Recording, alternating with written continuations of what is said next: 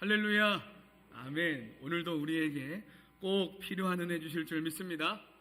자, 지금부터 눈에 보이지 않는 종이를 한 장씩 드리겠습니다. 보이시죠? 날아가는 거 보이시죠? 자, 한번 생각해 보시자는 거예요. 자, 오늘 벌써 한 해의 이제 반이 지나고요. 이제 7월의 첫 주일인데요. 특별히 오늘 맥주 감사 주일로 우리가 모였습니다. 눈을 한번 감아 보실까요? 자, 눈을 한번 감아 보시죠.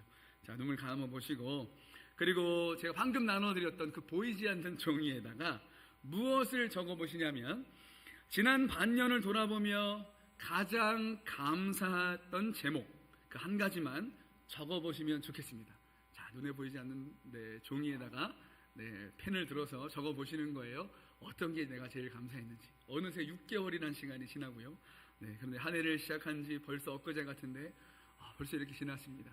한 해를 시작하면서 어떤 일을 우리에게 주셨는지, 어떤 은혜를 주셨는지. 자, 비록 눈에 보이지 않는 마음의 글씨이지만 분명 우리 삶에 새겨져 있는 감사일 거라 생각됩니다. 이제 눈을 떠보실까요? 자, 눈을 감았다가 이제 뜨기만 해도 세상이 또 달라 보이잖아요. 자, 혹시 여러분 무엇을 적으셨습니까? 제가 기회가 되고 시간이 되면 한 번씩 다 여쭤보고 싶은데 거기까지는 제가 참고요. 아마도 어떤 분은 건강이라는 제목을 적지 않으셨을까 생각하고요. 또 그리고 어떤 분은 우리 가정을 돌보아 주신 것, 우리 자녀들을 지켜주신 것, 또 올해 들어서 할아버지, 할머니가 되신 분도 계십니다. 또 아빠, 엄마가 되신 분도 계시고요. 그리고 일터, 또 우리가 치루었던 시험들, 또 새롭게 사업도 시작하신 분이 계실 겁니다. 특히 지금 참 어려운 상황을 지나고 계시는 성도님도 계실 거라 생각합니다. 하지만 그런 중에도 오늘 이 자리에 우리 믿음 변치 않고 함께 예배할 수 있다는 것, 감사의 제목인 줄 믿습니다. 자, 그런 의미에서 예배가 새롭게 회복된 분, 그리고 신앙생활을 정말 하나님 안에서 새롭게 시작하신 분 모두 감사의 제목일 수 있겠죠. 그렇다면 우리 이 감사의 제목을 적어봤는데 한번 그냥 넘어갈 수 없겠죠. 조금 아까 우리가 하나님께 영광의 박수를 치긴 했지만 진짜 이번에는 감사의 마음을 가득 담아서 우리 다시 한번 하나님께 영광의 박수를 칠 텐데요. 자, 다시 한번 우리 하나님께 큰 감사의 마음을 담아서 모든 영광 하나님께 올려드립니다. 감사합니다. 감사합니다. 여러분 또 이렇게 되돌아보니까 은혜가 새롭지 않으십니까? 그죠? 그때 그 일도 있었지. 그래. 생각해보니까 그 일 정말 감사해. 자, 그런데 제가 지금 이 질문했던 이 질문 속에는 숨어있는 전제가 하나 있다는 사실. 우리가 자주 이렇게 우리 삶을 되돌아보고 또 그 은혜를 되새기지 않으면 어떻게 된다는 말일까요? 우리는 너무도 잘 까먹습니다. 너무도 잘 잊고 사는 존재가 우리들이에요. 처음에는 기적처럼 여겨졌던 일들이 어느새 너무나 익숙해집니다. 예전에 아팠을 때에는, 다쳤을 때에는, 병상에 있었을 그때에는 어떻게 저렇게 길을 멀쩡히 걸어가는 사람만 봐도 부러웠는데, 제가 초등학교 4학년 때 선생님을 도와드리다가 계단에서 한번 날른 적이 있어요. 그때 신었던 그 실내화 밑창이 고무였는데 이 신다 보면 앞에가 이렇게 좀 떨어지잖아요. 그게 그 계단 끝에 홈에 걸린 거예요. 그래서 이게 무거운 걸 한번 들고 가다가 선생님 도와드리겠다고 그 좀 이렇게 높은 계단 내려와서 한 2번째인가 거기서 걸린 거예요.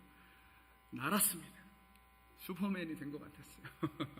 그런데 넘어지고 일어났는데 머리도 안 깨지고요, 팔도 안 부러지고 다리도 괜찮은 거예요. 이상하다. 그리고 나서 아래를 봤더니 다리 밑으로 피가 쏟아지고 있었습니다. 알고 보니까 이 제 모든 체중을 어디에 실었냐면 이 왼쪽 다리, 이 무릎 밑에 정강이에다 싣고 이 마지막 밑에서 한 3번째 계단 그 모서리에다가 확 찍은 거죠. 이 그 체육복을 막 걷어서 보니까요, 다리가 한 반쯤 잘라져 있었습니다. 죄송해요, 이렇게 징그러운 말을 해서. 근데 신기한 건 뼈가 안 부러져 있더라. 살이 얼마나 많았던지 살만 그것도 감사해요, 사실은. 그런데 그때 꽤 많이 찢어졌었나 봐요. 급하게 응급실에 가서 막 수술을 하는데 나중에 들려오는 소리는 이 수술 부위가 너무 많이 이렇게 찢어져서 한 번에 꼬맬 수가 없어서 3단계로 나눠서 한 60반을 넘게 이제 꼬매게 된 거예요. 근데 덕분에 한 달 동안 학교를 못 가게 된 거죠. 안 간 게 아닙니다. 그래서 처음엔 너무 즐거웠는데 시간이 얼마나 지났을까, 이 온몸이 근질근질 거리는 거, 나가서 놀고 싶고, 이제 창문 밖으로는 아이들 학교 끝나고 막 깔깔거리고, 저희 집 앞에서 명진아 언제 나와? 언제 학교 가? 막 이러고요. 너무너무 부러웠던 거죠. 그럼 창밖에 보면서 그렇게 걷는 게 너무 부러웠는데 어느새 그때의 그 낳게 해주신 감사 다 잊어버리고 저도 다 까먹고 어느새 이렇게 걷는 게 너무 자연스러워진 건 아닐까.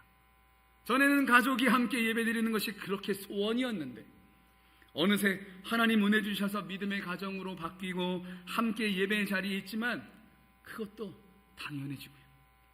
우리 코로나 때 어땠습니까? 우리 얼마나 예배를 사모했습니까? 함께 예배 드린다는 게 얼마나 소중했습니까? 그런데 어느새 그거 다 지나가고 이 예배에 대한 감격도 무뎌져서 너무 당연해져서 이제는 예배 가지고 하나님과 밀당하죠. 하나님 이러시면 안 갑니다. 하나님 오늘도 저 컨디션 안 좋으니까 한번 쉴까요?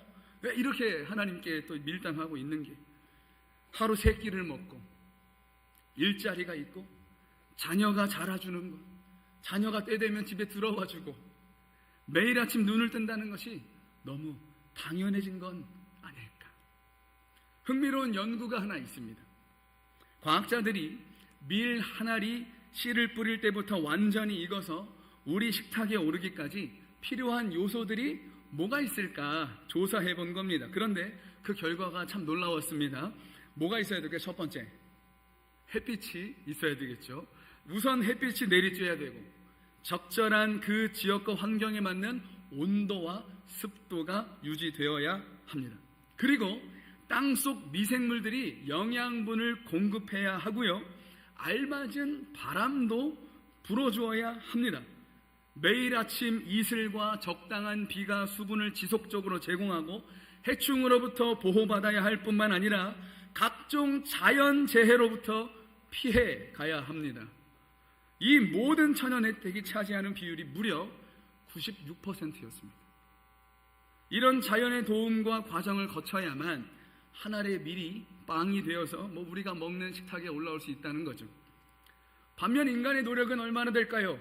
아마 계산이 빠르신 분은 벌써 뺄셈이 되셨겠죠. 씨를 뿌리고 김 매고 거두는 일은 참 큰 수고일 겁니다. 하지만 그것은 고작 4%에 불과했죠. 여러분, 그러면서 우리는 어떤 생각을 가지고 있습니까? 이 4%가 전부인 줄 알고 내가 열심히 일해서 이만큼 이뤘어. 내가 죽을 만큼 노력해서 여기까지 온 거야. 내 실력으로 성공하고 자수성가한 거야. 사랑하는 성도 여러분, 정말 그럴까요? 우리 하나님은요, 이가도 좋아하시고 김가도 좋아하시고 박가, 최가, 신가 여기 성씨가 안 나왔다고 섭섭해하시면 안 됩니다. 안가까지도 좋아하십니다. 그런데 하나님께서 싫어하시는 게 하나 있는데 바로 내가더라. 내가. 신앙생활도 그런 것 같습니다. 사실 우리는 감사를 잃어버렸다기보다 은혜에 젖어 살다 보니까 그 기적 같은 은혜가 얼마나 큰 은혜였는지 잊어버리고 당연한 것처럼 여기게 된다는 말이에요. 그래서 점점 하나님의 은혜를 감사로 고백하기보다 내가 불쑥 튀어나오는 것이겠지요. 그래서 오늘 설교의 제목이 여기서 나왔습니다. 감사는 뭘까요? 당연함의 재발견이다. 여러분, 감사는 새로운 것을 만들어내는 것이 아니었습니다. 이미 우리에게 주어졌지만 너무 익숙해서 잊고 살았던 하나님의 은혜를 다시 발견하는 것인 줄 믿습니다. 하나님께서 베풀어 주신 은혜를 다시 바라보고 마음에 새기는 것이 감사인 줄 믿습니다. 당연하게 여겼던 일상이 사실은 어마어마한 하나님의 은혜였고 그분의 손길이었음을 다시 기억하고 깨닫는 오늘이 되시기를 주님의 이름으로 축복합니다. 아멘. 자, 오늘 본문은 바로 그 사실을 우리에게 가르쳐주고 있는 거예요. 우리가 읽은 신명기 16장은 하나님께서 이스라엘 백성에게 3가지 절기를 지키라고 말씀하시는 장면입니다. 6월절, 77절, 그리고 초막절입니다. 그 가운데 오늘 본문은 77절, 곧 우리가 맥추절이라고 부르고 오순절이라고 부르는 절기에 관한 말씀이에요. 우리는 맥추절이라고 하면 어떤 생각을 가지고 있습니까? 첫 열매를 드리는 절기. 틀린 말 아닙니다. 그러나 본문을 자세히 읽어보면 하나님께서 우리에게 강조하시는 것은 단순한 수확이 아닙니다. 하나님께서는 얼마나 많이 거두었느냐 보다 누가 너희에게 거두게 하셨는지를 기억하라고 말씀하시는 거예요. 여러분, 이 신명기라는 성경은 어떤 내용입니까? 모세가 죽음을 앞두고 모압 평지에서 이스라엘 백성에게 마지막으로 전한 설교였습니다. 출애굽한 1세대는 광야에서 거의 다 생을 마감했고요. 이제 새로운 세대가 요단강을 건너 가나안 땅으로 들어갈 준비를 하고 있을 때였죠. 근데 여기서 중요한 사실이 하나 있습니다. 이들은 아직 가나안 땅에서 농사를 지어본 적이 있을까요? 없을까요? 없었죠. 그들은 지난 40년 동안 하나님께서 내려주신 만나를 광야에서 먹으며 살았습니다. 씨를 뿌려본 경험도 없고요, 추수를 해본 경험도 없는 세대였죠. 그런데 하나님께서는 그들이 아직 경험하지도 않는 미래를 미리 말씀하고 계시는 거예요. 얘들아, 너희가 가나안 땅에 들어가면 풍성한 수확을 거두게 될 텐데, 그러나 그때를 조심해라. 여러분, 왜 조심해야 할까요? 이 내용이 신명기 8장에 다 나와 있는데 집에 가셔서 한번 읽어보시면 좋겠어요. 제가 요약해드리면, 즉 풍요는 사람을 감사하게 만들기도 하지만 동시에 하나님을 잊어버리게 만들기도 하기 때문입니다. 광야에서는 하나님 없이는 하루도 살 수 없다는 사실을 절실히 느꼈을 겁니다. 그들의 인생 자체가 기적 아니었습니까? 하나님께서는 낮에는 구름 기둥으로, 밤에는 불 기둥으로 이스라엘 백성을 인도하시고 보호하셨습니다. 반석을 치면 물이 나왔고요, 하늘에서는 매일 양식이 내렸습니다. 그들의 의복은 40년 동안 헤어지지 않았습니다. 그러나 가나안 땅에는 창고가 가득 차고 곡식이 쌓이면 사람은 자기 힘으로 살아가는 것처럼 착각하기 쉬워진다는 거예요. 마치 조금 전 내용처럼 내 힘으로 얻을 수 없는 것이 96%나 되었지만 작년 이맘때 받은 은혜도, 지난달에 피해갔던 사고도, 지나왔던 위기도, 어제 해결된 문제도 우리는 금방 잊어버린다는 거죠. 그러면서 내가 다 했다고 착각하며 살아갑니다. 여러분, 제가 조금 전에 96과 4라는 수치를 말씀드리긴 했지만 우리 한번 솔직해졌으면 좋겠습니다.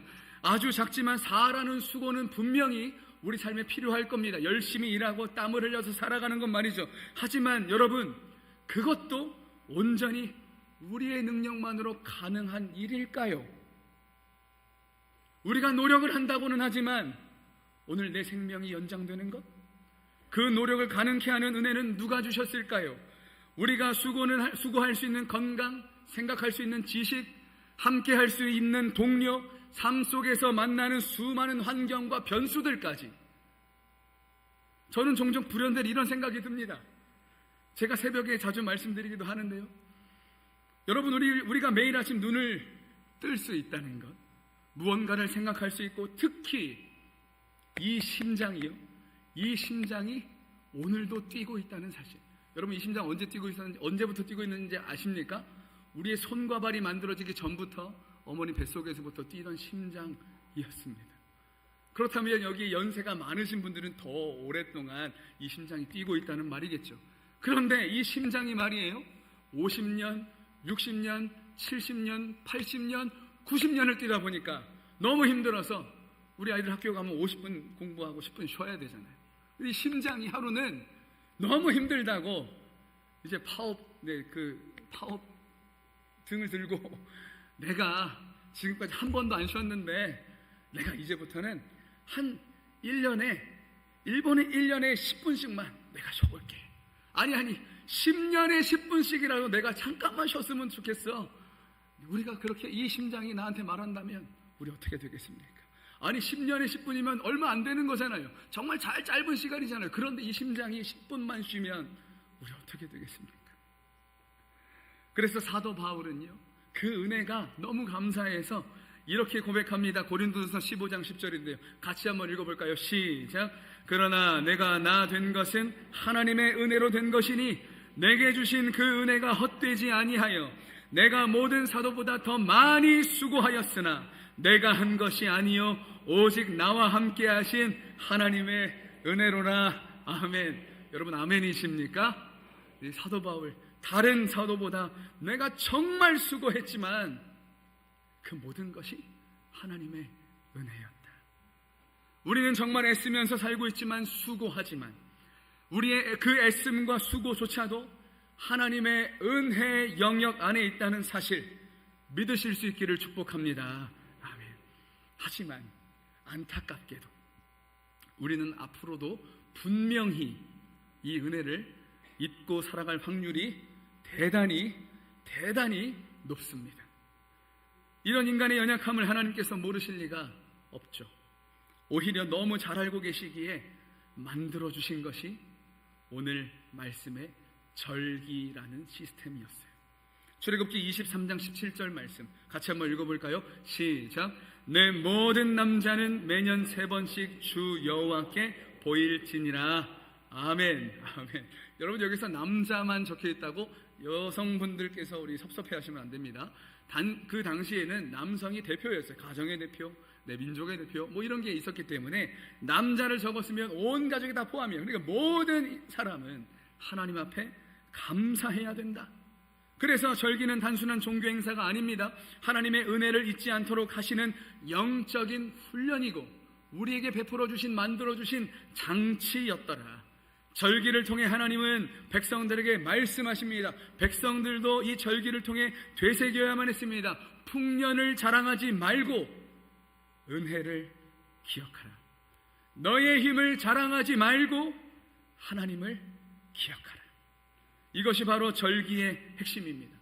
실제로 신명기 16장을 다 읽어보면 이스라엘 백성의 삶 속에 중심을 이루었던 이 3가지 절기가 아주 의미 있게 배열되어 있는데요. 6월절, 77절, 초막절이었습니다. 여러분 6월절 우리가 잘 알고 있죠? 이 6월절은 언제 시작됩니까? 우리나라는 새해가 1월부터 시작하는데 이 이스라엘의 절기 중에 이 6월절은 우리나라로 따지면 한 3월 정도부터 시작되었어요. 그래서 이스라엘의 신년 새해의 첫 달은 아비벌, 니산월 뭐 이런 달의 이름을 써서 시작했는데요. 그들은 새해 첫 달에 무엇을 고백합니까? 6월절 절기를 지키면서 하나님께서 애굽에서 구원하신 은혜를 기억하며 감사하게 하셨습니다. 그리고 이 6월절로부터 49일이 지난 후가 77절인데 왜 77절인가요? 49일? 77에 49 그래서 77절이에요. 6월절로부터 49일이 지난 날 그날을 기억하게 하셨습니다.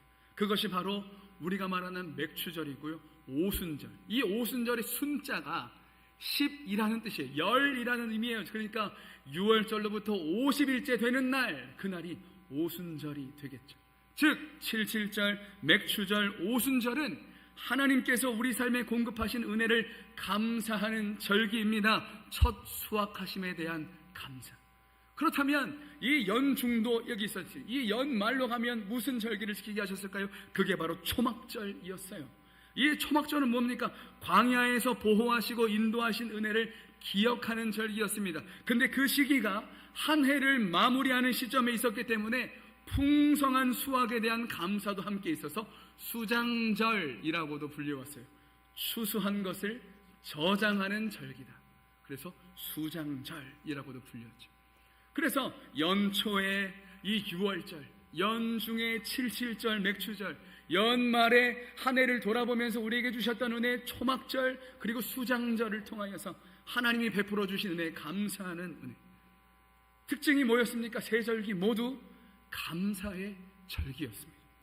구원의 은혜, 공급의 은혜, 인도와 보호의 은혜. 이스라엘의 삶 전체를 하나님의 은혜로 기억하게 하는 것이 바로 이 절기들의 목적이었다는 말입니다. 그런 의미에서 오늘 맥추절은 단순히 농사의 절기가 아닙니다. 하나님께서 우리의 삶을 먹이시고 돌보시는 분임을 우리의 마음 속에 감사를 가득 채워서 하나님께 고백하는 신앙의 절기인 줄 믿습니다. 그래서 감사는요, 여러분, 마음이 더 중요한 거예요. 내가 이만큼 드리고 싶지만 그럴 수 없을 때가 있잖아요. 근데 하나님은 중심을 보시니까 이 감사가 우리 안에 풍성이 있을 때 하나님은 기뻐하신다는 겁니다. 하나님은 예물보다 먼저 그 예물을 드리는 사람의 감사, 고백, 믿음을 보시는 줄 믿습니다. 그렇다면 오늘 우리가 간단히 세 가지만 살펴볼 게 있는데, 그게 뭐냐면 우리가 회복해야 할 감사는 무엇일까? 첫째, 우리 한번 화면을 보시고 함께 같이 읽어볼까요? 시작! 감사는 하나님의 은혜를 인정하는 고백입니다. 사랑하는 성도 여러분, 제가 여러 번 말씀드렸지만 다시 한번 말씀드리고 싶습니다. 하나님은 어떤 것을 가장 기뻐하신다고요? 우리가 하나님의 하나님 되심을 인정할 때라고 했죠. 하나님께서 하신 일을 내가 했다고 말하는 게 아니라 하나님 그분께서 하셨다고 고백하시는 것, 하나님께서 기뻐하시는 줄 믿습니다.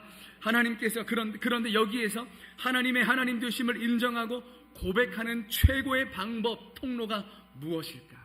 오늘 감사절이라는 것을 기억하고 힌트 드렸습니다. 두 글자, 뭘까요? 시작! 옆에 분이 말씀해 주셨으니까 모르는 분들도 이제 맞추실 거예요. 두 글자, 기억, 시옷. 네. 자, 준비하시고, 가장 하나님이 기뻐하시는 그 하나님 되심을 인정하는 최고의 방법, 다 같이 시작! 감사더라, 감사. 시편 50편 23절 말씀 우리 같이 한번 읽어봅니다. 시작! 감사로 제사를 드리는 자가 나를 영화롭게 하나니 그의 행위를 옳게 하는 자에게 내가 하나님의 구원을 보이리라. 아멘. 그래서 우리가 드리는 감사 예물은 하나님께 무엇인가를 갚기 위해서가 아닙니다. 혹시 하나님께 여러분 뭐 꾸셨습니까? 근데 꾸었다고 우리가 갚을 수 있는 거더라고요? 것입니까? 아니요. 구원의 은혜 하나님이 주셨습니다. 어떻게 그 은혜를 우리가 갚을 수 있겠습니까? 우리 힘으로 갚을 수 있다고요? 천만에요. 죄송해요, 못 갚아요.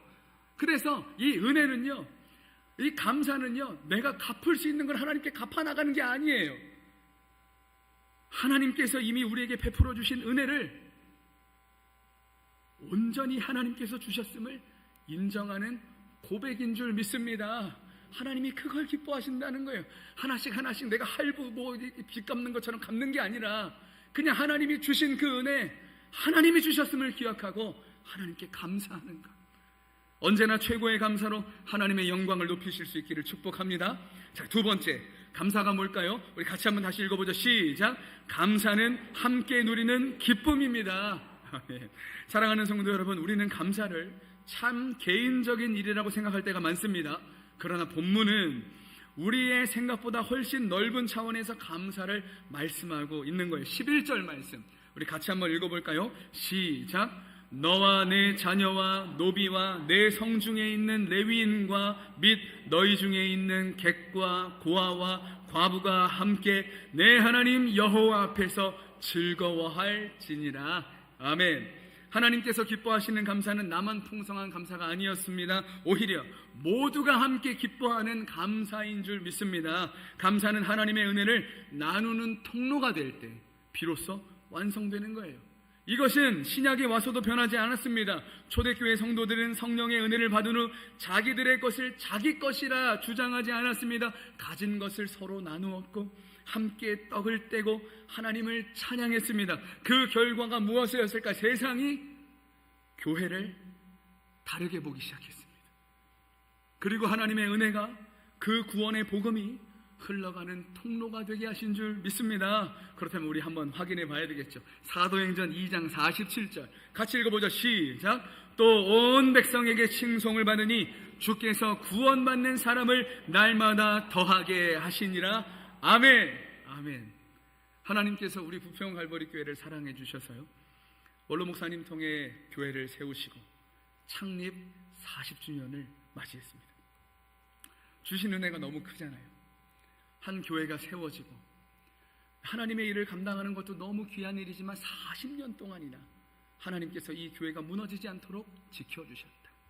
사람의 연약함도 있었고요, 우리의 부족함도 있었지만 하나님의 은혜로 붙들어 주신 줄 믿습니다. 그래서 이 은혜가 너무 크잖아요. 그래서 어떻게 하면 우리에게 주신 이 은혜를 우리가 함께 나눌 수 있을까? 흘려보낼 수 있을까? 어떻게 하면 지역사회를 더 섬길 수 있을까? 벌써 우리 장로님들과 의논하고 있습니다. 조금만 더 구체화되면 우리 온 성도님들과 함께 나눌 수 있는 시간이 있을 거예요. 그래서 하나님께서 우리 교회를 세우신 그 은혜, 우리만 즐거워하는 게 아니라 우리를 통해 세상이 기뻐하고 이 지역에 그 은혜가 흘러갈 수 있는 방법, 우리 교회가 지역을 섬기는 선한 영향력 될 수 있도록 많은 기도 부탁드립니다. 자, 마지막 세 번째입니다. 자, 감사. 우리가 회복되어야 할 감사는 무엇입니까? 같이 한번 세 번째 읽어볼까요? 시작. 감사는 주신 은혜를 기억하는 신앙입니다. 우리 12절 말씀 함께 읽습니다. 시작. 너는 애굽에서 종되었던 것을 기억하고 이 규례를 지켜 행할지니라. 아멘. 여러분, 여기서 기억하다라는 말은 신명기에서 중요한 단어 가운데 하나입니다. 히브리어로 자카르라는 단어를 썼는데요, 성경에서 기억한다는 것은 단순히 머릿속으로 떠올리는 것이 아닙니다. 저를 다시 한번 따라해 주시죠. 그 은혜를 오늘의 삶 속에서 잊지 말고 살아내라. 아멘이십니까? 맞습니다. 감사가 바로 기억해야 할 감사가 이겁니다. 그 주신 은혜를 오늘의 삶 속에서 잊지 말고 살아내라. 하나님의 마음이 담긴 명령이었습니다. 사랑하는 성도 여러분, 이스라엘에게 있어 애굽은 어떤 곳이었습니까? 노예였습니다. 억압이었습니다. 눈물이었습니다. 스스로는 결코 빠져나올 수 없는 절망이었습니다. 그런데 하나님께서 그들을 구원해 주셨습니다. 그들이 지금 누리고 있는 자유는 결코 당연한 것이 아니었습니다. 모든 것이 하나님의 은혜였는 줄 믿습니다. 그렇다면 우리는 어떻습니까? 우리에게 애굽은 어디였습니까? 죄와 사망의 권세였습니다.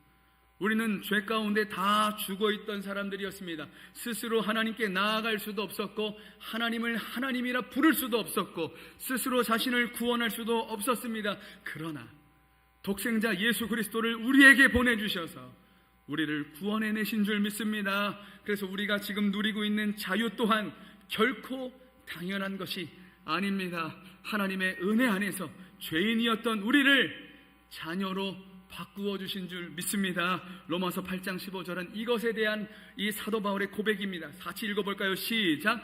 너희는 다시 무서워하는 종의 영을 받지 아니하고 양자의 영을 받았으므로 우리가 아빠 아버지라고 부르짖느니라. 아멘. 아멘. 그러므로 이 고백이 우리 모든 감사의 뿌리가 되어야 합니다.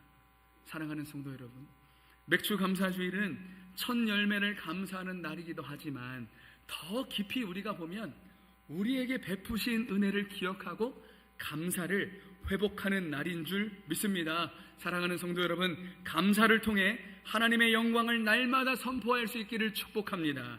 또 감사하며 함께 기뻐할 수 있기를 축복합니다. 그리고 구원의 은혜, 그 주신 은혜를 기억하며 마음 다해 감사하는 인생 될 수 있기를 축복합니다. 이제 말씀을 맺습니다.